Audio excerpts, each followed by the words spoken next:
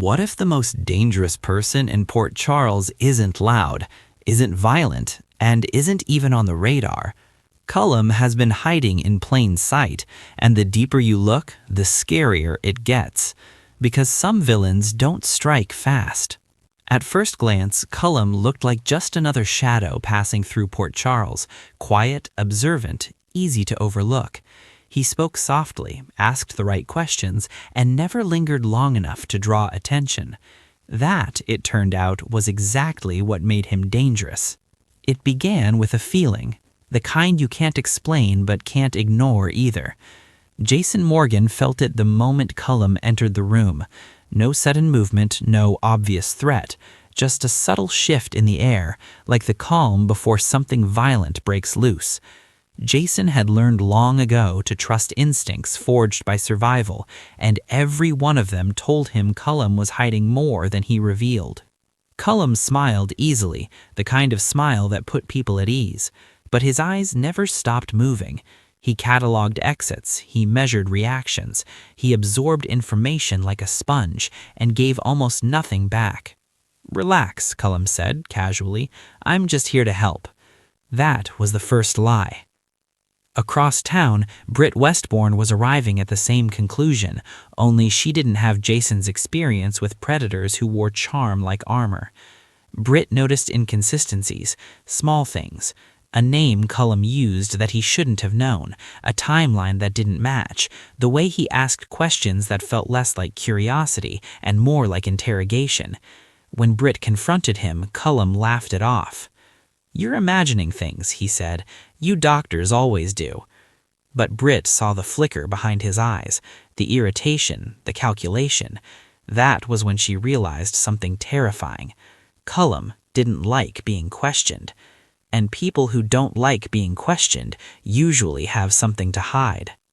Meanwhile, Detective Dante Falconeri was digging into Cullum's background and finding nothing. No solid records, no reliable employment history, just fragments, broken trails. It was as if Cullum had appeared out of thin air. "That doesn't happen," Dante muttered to himself, "not unless someone wants it that way."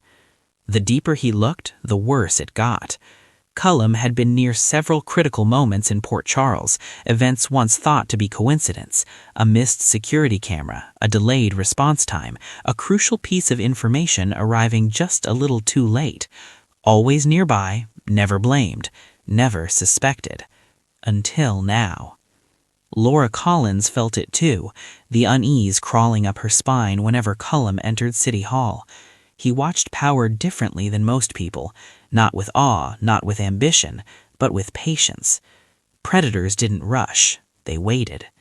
When Laura tried to assert authority, Cullum didn't argue, he didn't challenge, he simply nodded and smiled. That frightened her more than open defiance ever could. Behind closed doors, Cullum finally dropped the mask. Alone in a darkened apartment, he removed a burner phone from a hidden compartment and checked his messages. Names flashed across the screen, some familiar, some long buried. Port Charles wasn't his first stop, it was just the most promising one yet. "Almost time," he murmured. The message he sent next was short and chilling. They're exactly where they need them. Jason wasn't waiting anymore. He confronted Cullum late at night, the tension thick to suffocate. No witnesses, no room for misdirection. "You've been lying," Jason said flatly. Cullum didn't deny it. Instead, he smiled, slow and knowing. "So have you." That's when Jason understood the real danger. Cullum wasn't reckless, he wasn't emotional, he didn't act out of desperation. He planned. Cullum leaned closer. Port Charles is full of people who think they're in control. Doctors, detectives, mobsters, politicians, you all play your roles beautifully. Jason's jaw tightened. "And you?" Cullum replied, "I watch. Then I decide who benefits when the game changes." The threat wasn't loud. It didn't need to be, because Cullum wasn't here to destroy Port Charles. He was here to reshape it. As dawn crept over the city, Laura stared at her phone, debating whether to warn Jason or disappear before it was too late. Dante filed a report he wasn't sure anyone would believe. Laura locked her office door and wondered how much damage had already been done.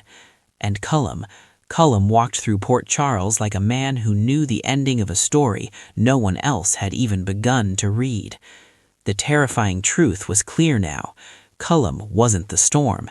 He was the one waiting patiently for it to hit, and when it did, no one would be able to say they hadn't been warned.